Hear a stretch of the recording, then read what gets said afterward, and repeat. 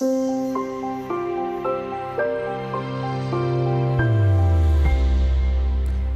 people, including financial professionals, use the terms risk and volatility as if they were interchangeable.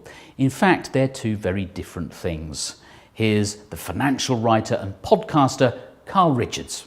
Often we use words like risk and volatility, and we assume, the industry, even really good financial advisors and financial planners will use use words like risk and volatility and assume that everybody knows what it means.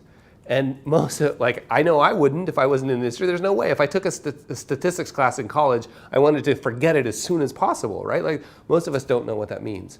Risk specifically refers to a permanent loss of capital. Market volatility, on the other hand, is by its nature short-term and a relatively common occurrence.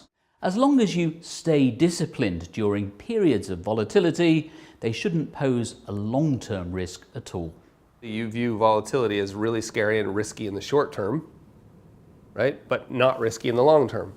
And so volatility really is just a measurement. It's really underneath it is a measurement of standard deviation. Underneath what that really means is how much does something wiggle? That's all it means.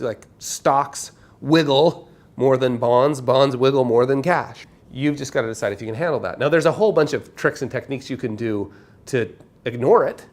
Right? If you're not paying attention to it, you don't have to deal with it. So that may be a hint. The distinction between risk and volatility is a very important concept for investors to understand. If you're in any doubt about it, you should see a financial advisor. As a client of an advisor, the one thing I think you should feel absolutely sure that you can do is say, hold on, could you back up and explain that? Just ask clarifying questions.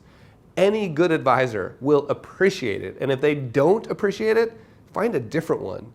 So don't confuse risk with volatility, and never be afraid of asking your advisor to clarify anything you don't understand.